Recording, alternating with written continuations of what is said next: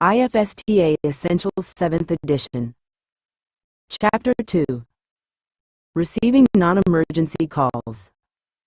Non-emergency calls received at fire department facilities range from inquiries and requests for assistance to personal calls from family or friends.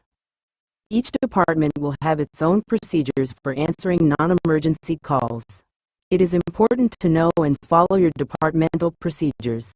Remember that you are representing your department. Always be professional and courteous when answering the telephone. Answer calls promptly. Be pleasant and identify the department, station or facility, unit, and yourself. Be prepared to record messages accurately by including date, time, name of caller, caller's telephone number, message, and your name. Never leave the telephone line open or a caller on hold for an extended period of time. Post the message or deliver it promptly to the person to whom it is directed.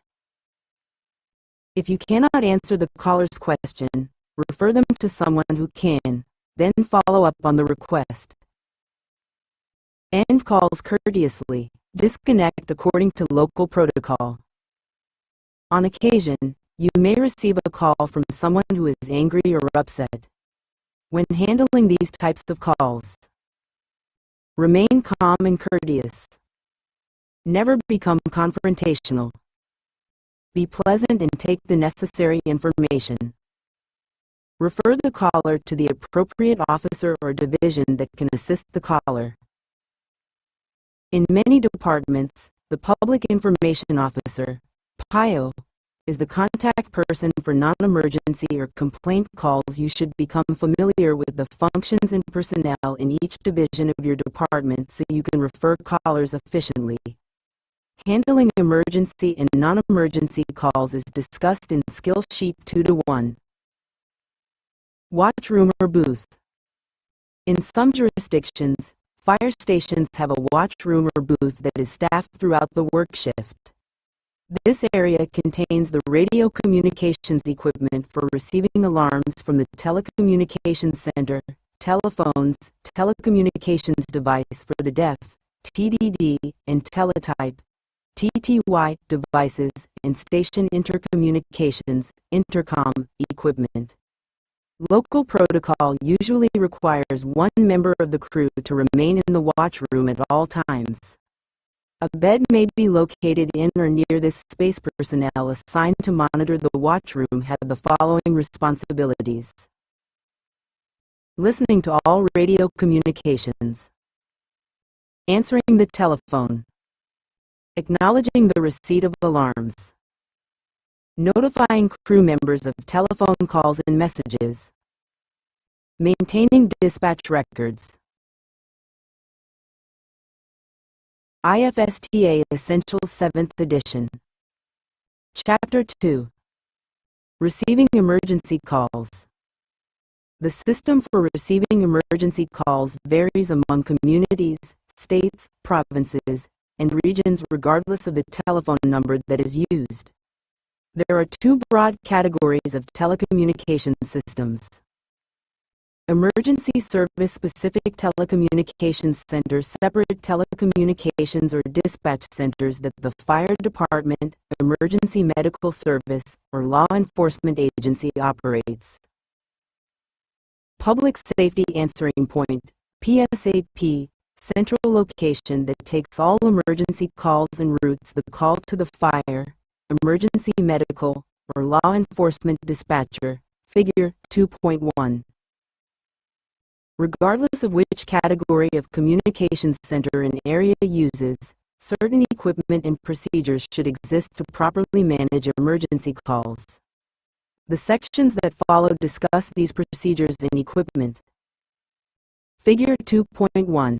A public safety answering point, PSAP, can route information to multiple emergency response agencies. Comment. Public alerting systems. Enhanced 911, E911 systems combine telephone and computer equipment including computer-aided dispatch, CAD, to provide the dispatcher with information such as the caller's location and phone number, directions to the location, and other information about the address. Modern 911 capabilities now include text messaging and application software, apps for smartphones. Alternative alerting systems. Public alerting systems are those systems that anyone can use to report an emergency. Besides telephones, these systems include radio. An emergency may be reported by other public or private workers who carry radios. The same kind of information that would be taken from a telephone caller must be gathered. Wired telegraph circuit box. Historically, many cities installed street corner alarm boxes to allow citizens to report a fire. Pressing a lever on the box's door transmits a unique code that identifies the location of the activated box. While reliable, they only transmit their locations, not the nature of the emergency, and are notorious for false alarms. Public telephones and cellular phones have diminished the need for these systems. Telephone fire alarm box. Telephone fire alarm or call boxes are equipped with a telephone for direct voice contact with the telecommunications center. Radio fire alarm box. A radio fire alarm box contains an independent radio transmitter powered by a battery, small solar panel, or spring wound alternator. Communications center equipment. IFSTA Essentials 7th Edition. Chapter 2. Depending on local requirements and capabilities, telecommunications centers contain a variety of equipment required for handling emergency calls. Some common pieces of communication equipment include the following. Figure 2.2. Two-way radio system for communicating with mobile and portable radios at the emergency scene, as well as base station radios in fire stations or other department facilities. Telecommunications device for the deaf, TDD, teletype, TTY, and text phone for receiving calls from individuals with hearing impairments. Tone generating equipment for dispatching resources. Telephones for receiving both emergency and non-emergency calls. Direct line telephones for communications with fire department facilities, hospitals, utilities, and other response agencies. Computers for dispatch information and communications. Recording systems or devices to record telephone calls and radio transmissions. Alarm receiving equipment for municipal alarm box systems and private fire alarm reporting systems. Figure 2.2. An example of the variety of equipment used in a telecommunications center. Comment. Processing emergency calls. Emergency calls must be handled quickly to ensure the safety of the community. Minimum requirements for receiving, processing, and dispatching emergency responders are included in NFPA 1221, standard for the installation, maintenance, and use of emergency services communication systems. Telecommunicators, also referred to as dispatchers, are trained to obtain the correct information quickly and accurately. Figure 2.3. When the public contacts the fire station directly regarding an emergency, there must be procedures and methods in place to relay the information from the caller to firefighters accurately. Figure 2.3. A telecommunicator, dispatcher, receiving an emergency call. Comment. Collecting information. Based on local protocol, the information that should be gathered includes Figure 2.4. The type of emergency. The location of the emergency. Cross streets. Building name. Neighborhood. Area of city, county. Nearby landmarks. The number and location of people involved. The name and location of the caller. IFSTA Essentials 7th Edition. Chapter 2. The caller's callback number. Note: provide life safety directions if the caller is at immediate risk. Figure 2.4. Examples of the types of incident information that telecommunicators gather. Comment: relaying information to responding units or personnel. Once an emergency has been reported, the information must be transmitted to the responding units or personnel. The more time that it takes for receiving, processing, and dispatching units, the greater the potential for severity of damage and injuries.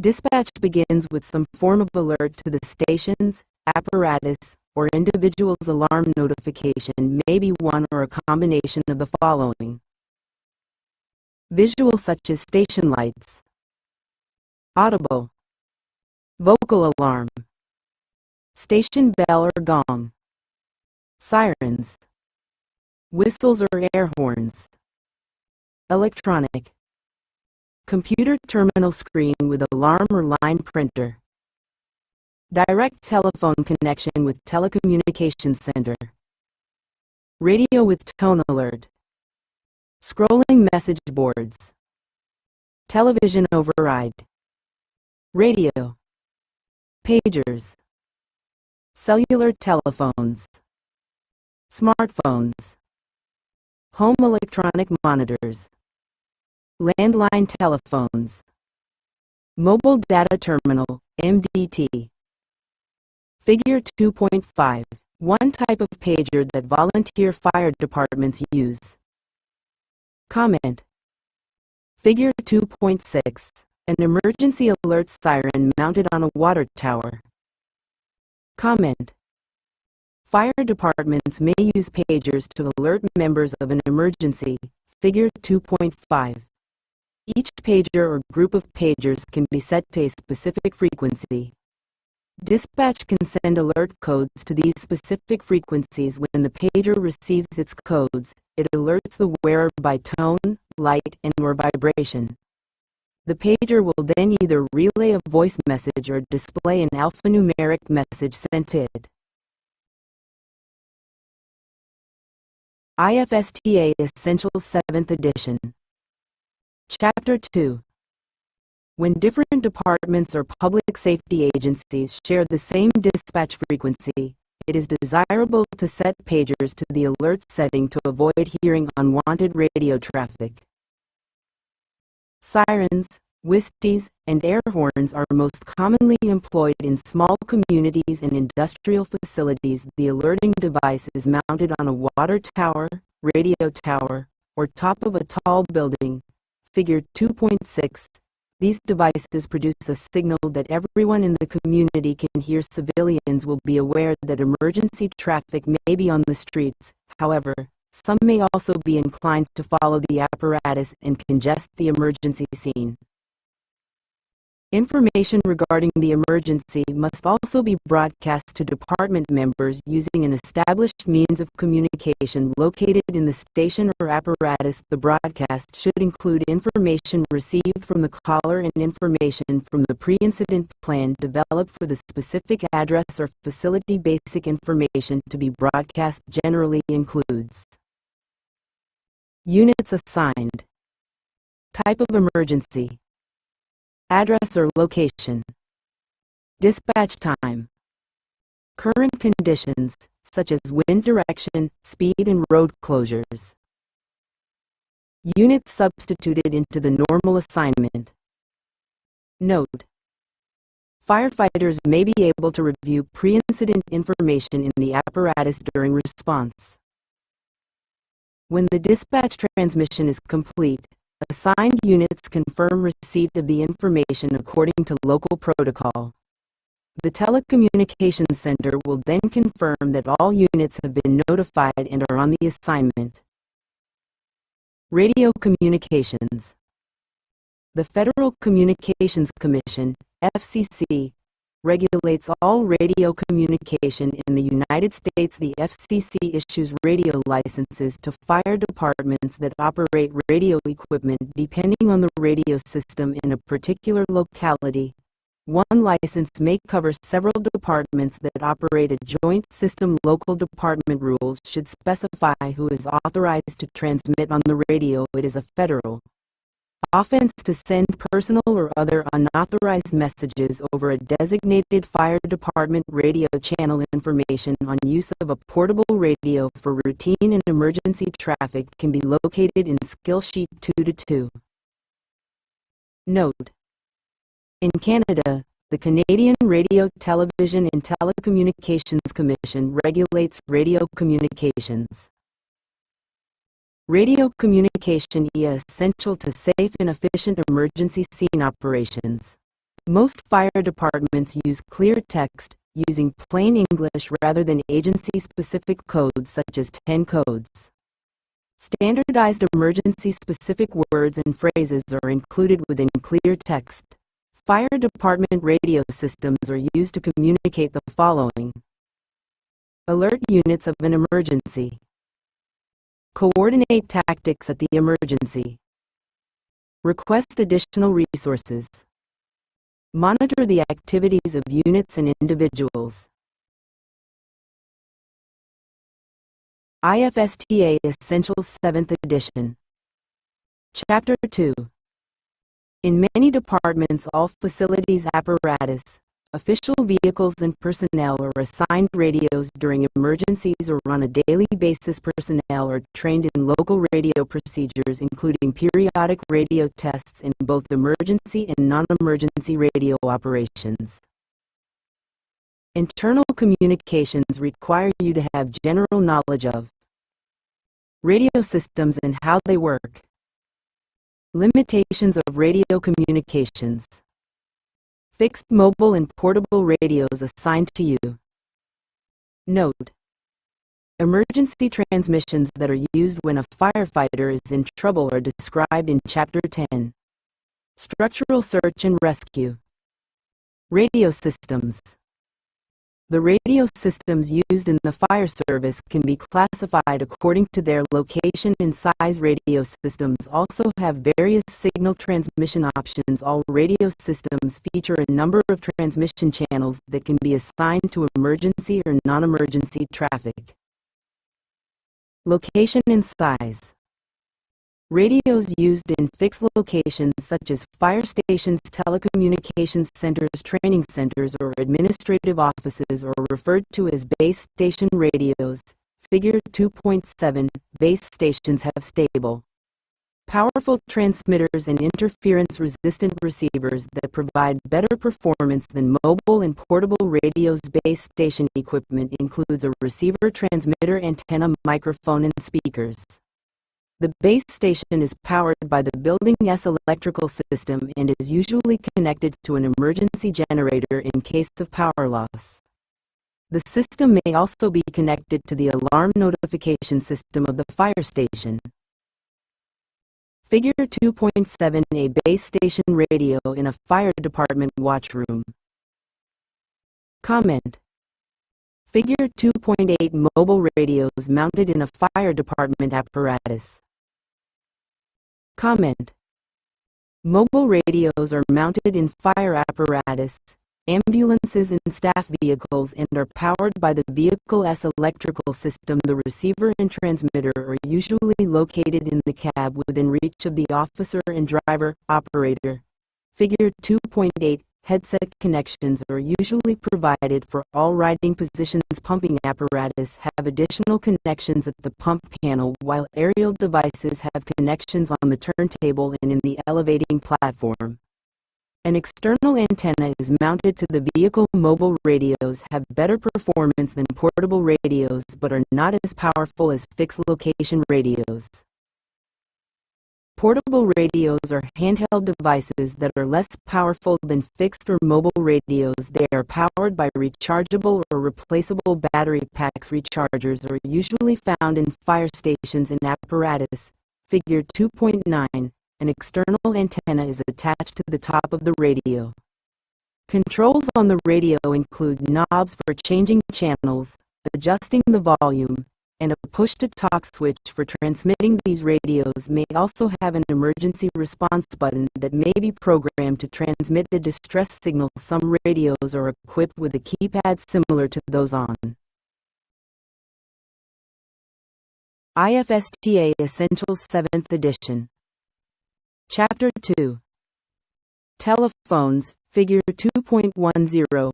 Radios may fail under typical conditions found on the fireground. Portable radios used in hazardous atmospheres must be intrinsically safe for that environment.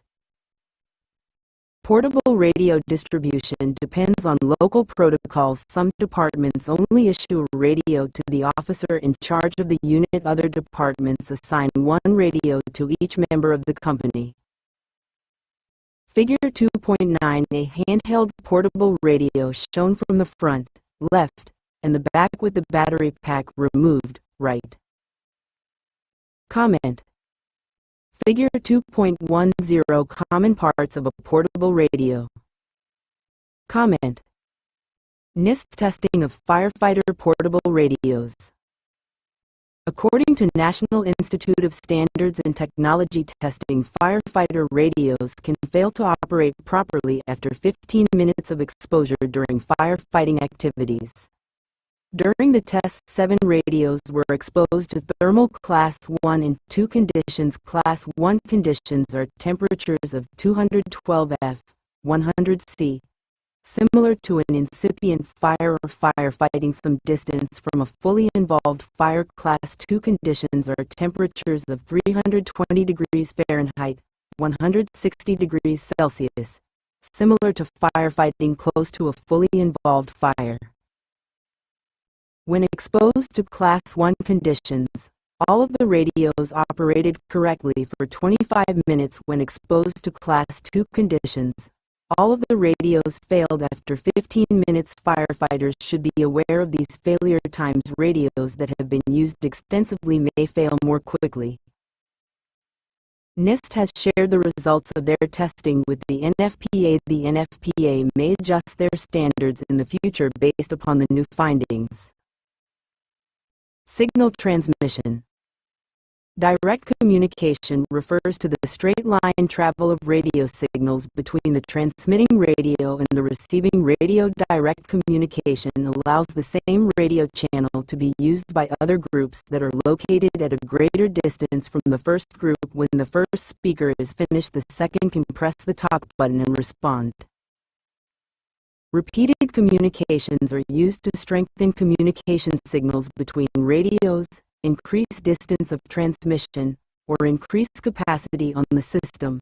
Figure 2.11. Because of increased number of users, keying the radio may not immediately allow the firefighter to talk. The radio may emit a tone until the radio is ready for use. Figure 2.11. Illustrating the concepts of direct and repeated communications. Comment.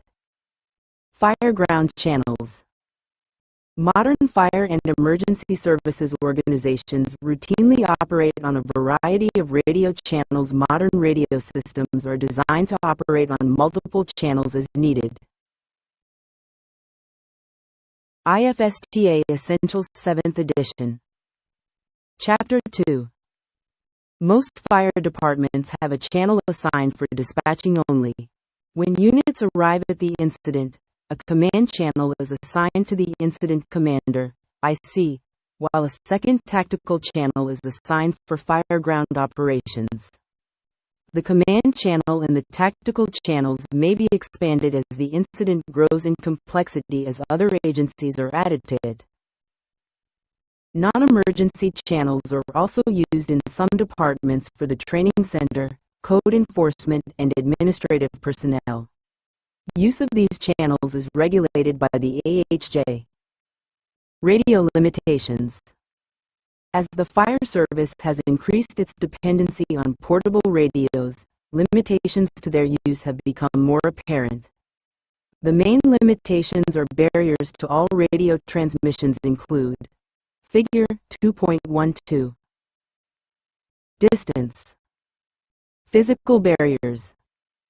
Dead zones. Interference. Ambient noise. Figure 2.12. Examples of some of the common barriers to radio communications. Comment. Distance. The distance the signal will travel depends on the power of the transmitter and receiver radio and the height of the broadcast and receiving antennas. Repeaters can be used to increase the area of coverage. Static and broken messages are an indication that the receiver is near the limit of the transmission range.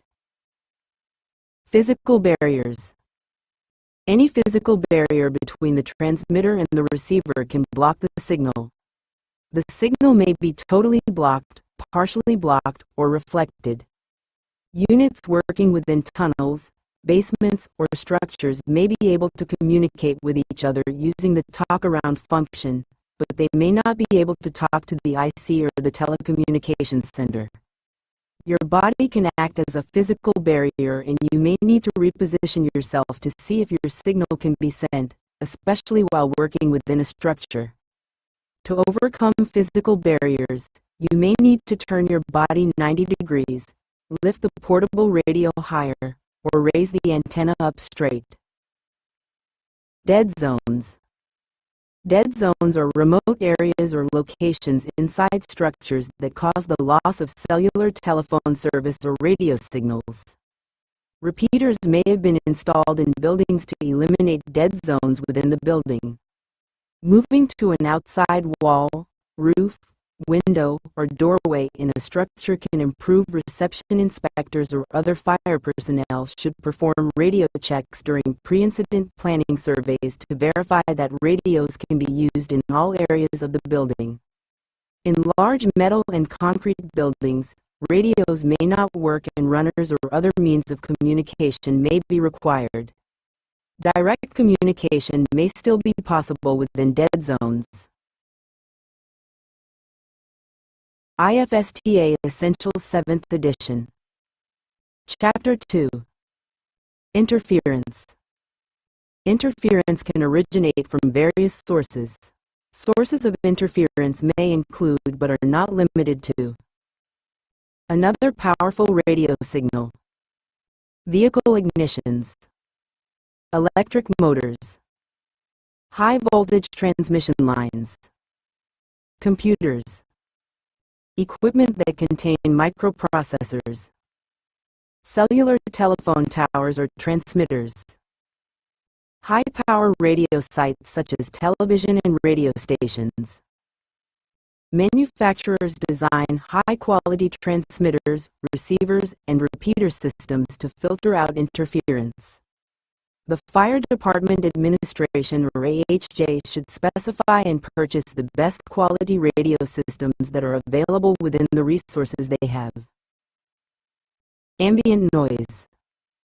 Emergency scenes are filled with ambient noise that can make radio communications difficult. New technology has developed noise-canceling microphones that may help. Each mobile or portable radio operator is responsible for overcoming ambient noise at a scene. The following are some ways to overcome ambient noise. Turn off apparatus audible warning devices when they are no longer needed. Move away from noise-emitting equipment when transmitting. Follow radio procedures at all times. Move to a location that blocks wind noise. Use your body or PPE to create a wind barrier when transmitting. Radio procedures. Local SOGs will dictate a specific radio channel that is available to all units and personnel at the scene, the telecommunications center, and in some cases, other fire department facilities and the public. Therefore, it is important to follow local protocol for sending a message. Depending on the local radio system and protocols, frequencies may be monitored. All recorded transmissions become part of the official record on the incident and may be made public under Open Records Laws or Freedom of Information Act, FOIA, requests. Communication model. During radio communications, the communications model begins each time a person opens or keys a microphone and speaks. The generally accepted communication model consists of 6 basic elements. Figure 2.13. Sender. The person who initiates the message. Message. The content that the sender is trying to communicate. IFSTA Essentials 7th Edition. Chapter 2. Receiver individuals to whom the sender is attempting to communicate. Feedback to the sender, reaction of the receiver to the message and its tone. If this feedback is verbal, the receiver becomes the sender and relates a new message to the original sender, who becomes the receiver. Receiving feedback allows the original sender to confirm reception of the message and to assess the receiver's level of understanding.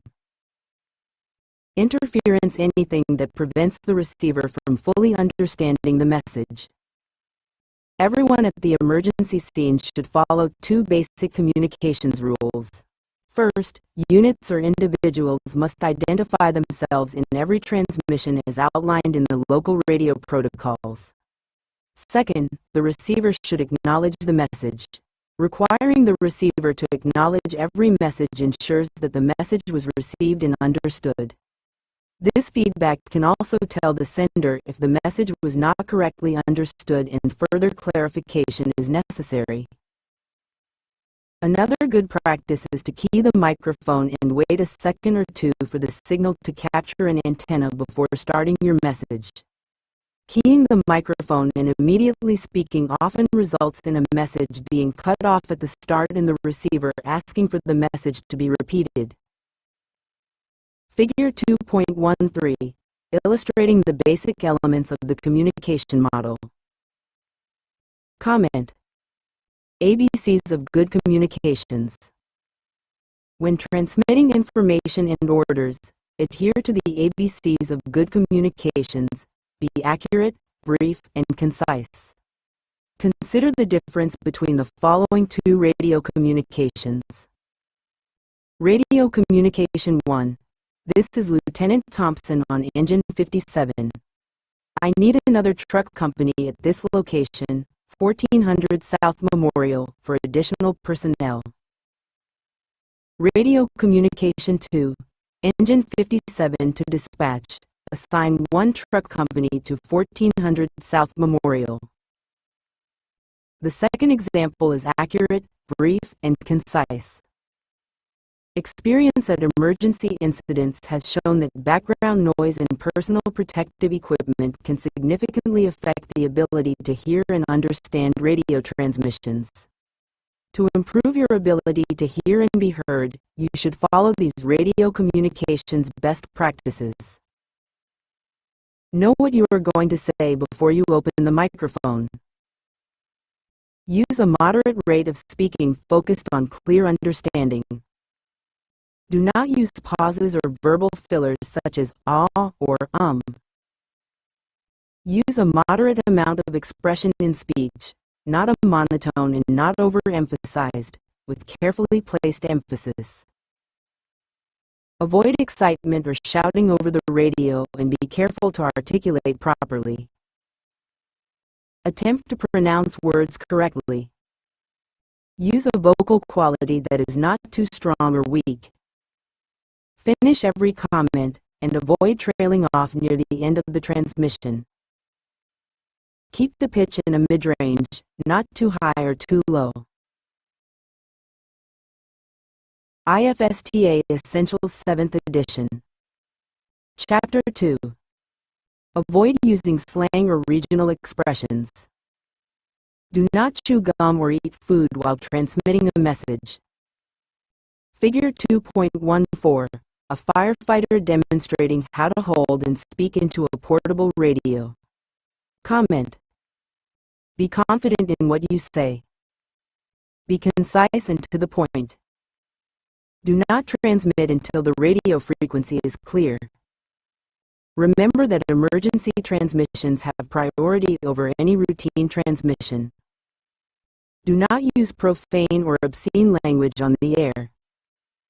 Hold the radio microphone 1 to 2 inches, 25 to 50 millimeters, from your mouth or self-contained breathing apparatus, SCBA, voice port when transmitting.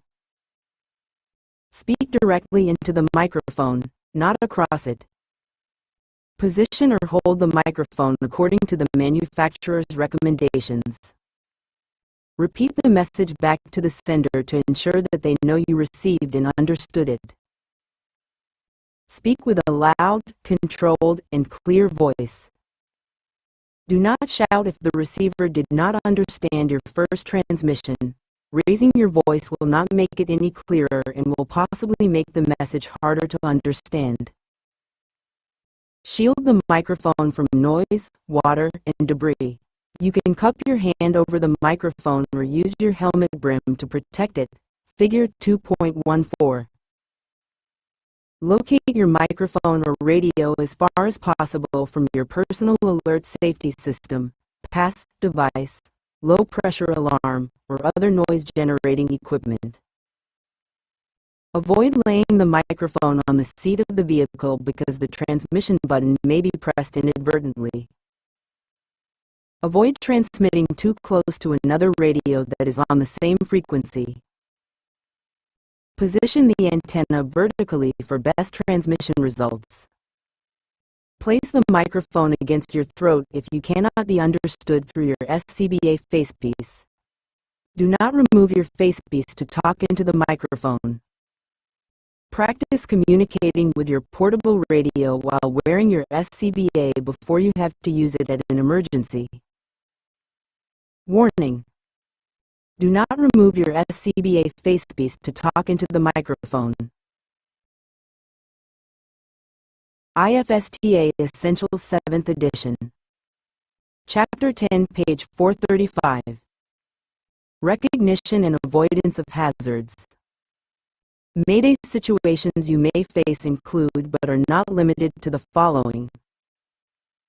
Air emergencies: your facepiece is dislodged. You run out of air or your SCBA malfunctions. It also occurs if your low pressure alarm activates and you are unable to immediately exit the hazard area. Lost, disoriented, you are in extreme darkness, or you lose contact with your partner, your hose line or search line, or an orientation point such as an entry door. Entanglement: you are caught on exposed wires, a fallen ceiling grid, or other debris. Figure 10.5. Rapid fire development: rapid rise in heat release rate that exceeds your PPE's level of protection. Collapse: trapped, you are unable to exit due to structural collapse. Figure 10.5. A firefighter entangled in debris during a training exercise. IFSTA Essentials 7th Edition. Chapter 10, PGS 467 to 469. Emergency calls for assistance: Mayday protocols. Immediate communication of danger increases your chances of survival. The word Mayday is used whenever a firefighter is in immediate danger. First, describe the problem and give your location to your partner, team leader, or supervisor. Remain in place until another firefighter reaches you. Making a Mayday communication. Managing an emergency while in the hazard zone is a team effort. After or concurrently with notification of team members, the member with the emergency takes appropriate corrective action. A member who is not experiencing the problem, generally the supervisor, transmits the Mayday message and then assists the member with the problem. If you are separated from your team, this is an emergency in itself, and you must be prepared to take corrective action and communicate the Mayday yourself. Figure 10.46.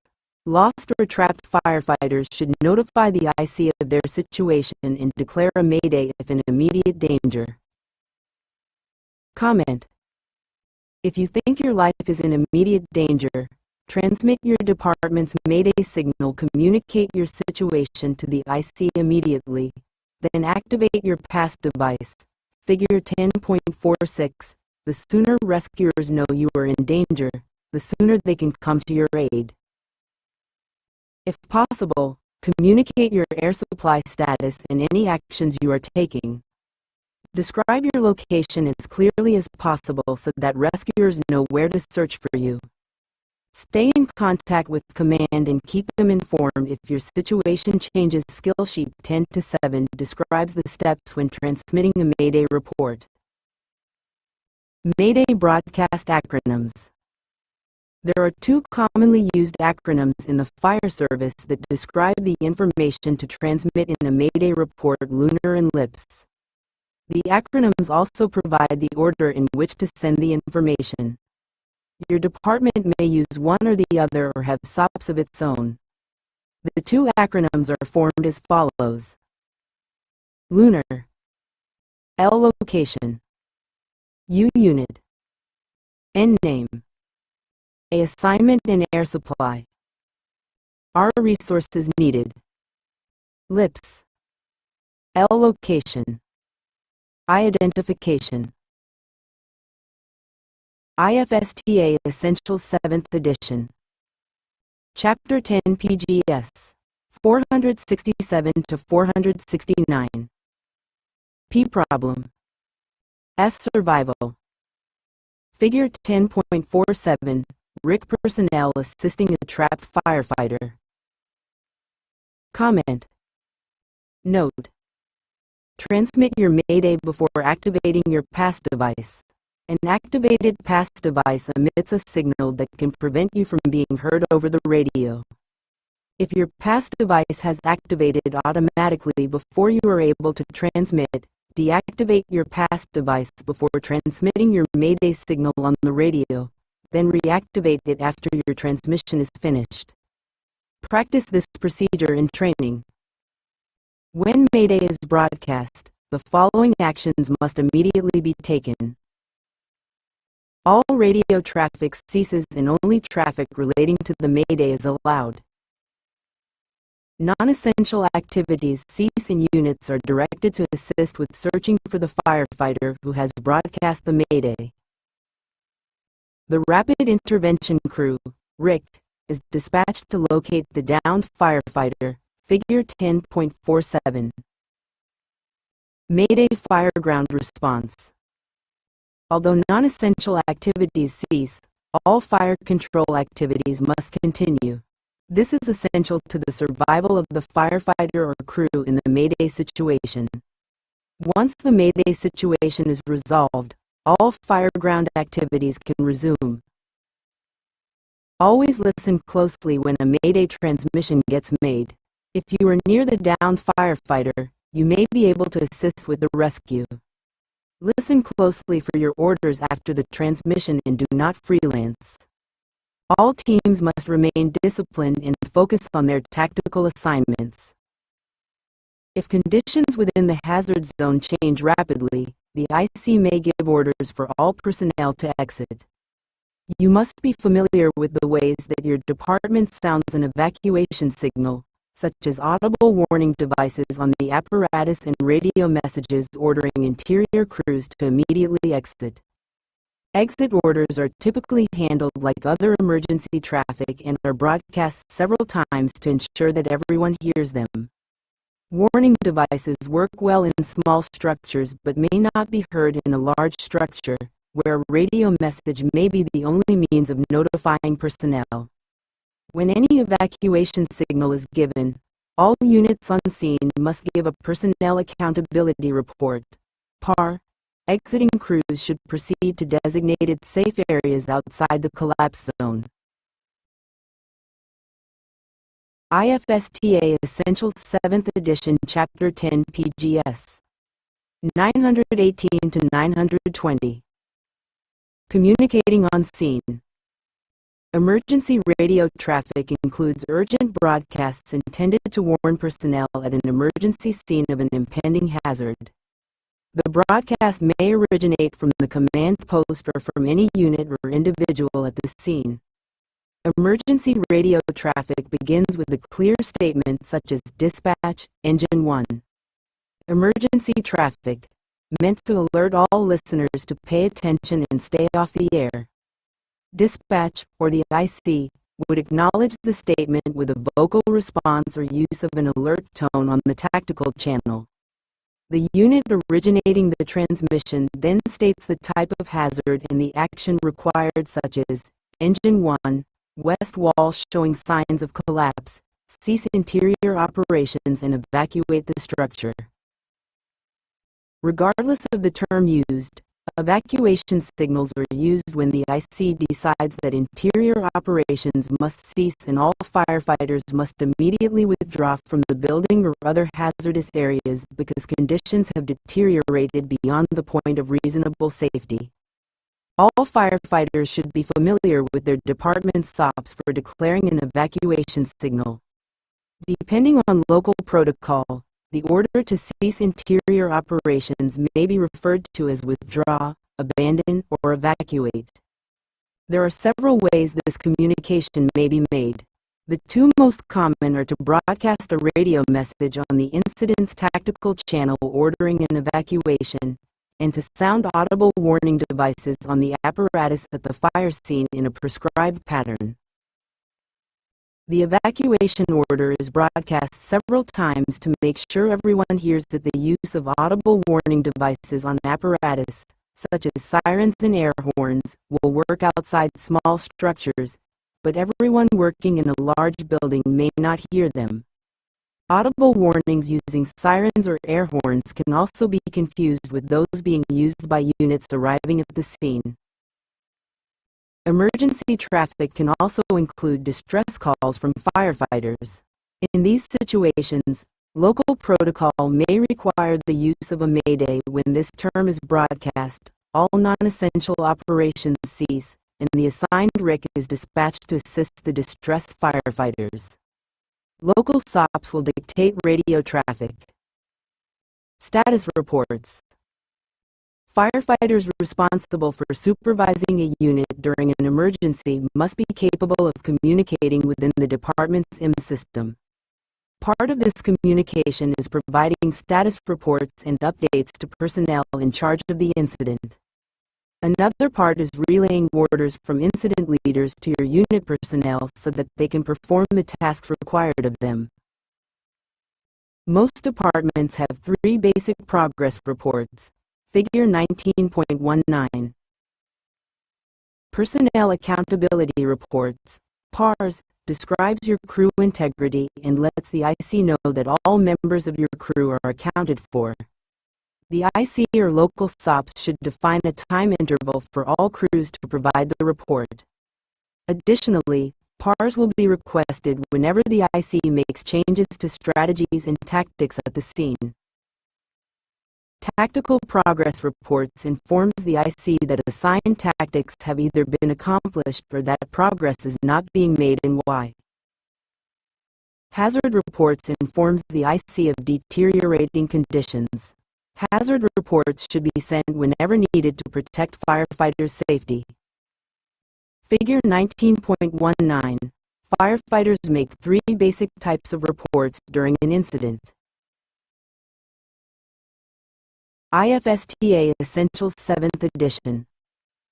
Chapter 10 PGS 918 to 920. Additional status report information. Depending upon the jurisdiction, additional information may be included in status reports, including any of the following: remaining air supply, location at the scene, current crew activity, current scene conditions.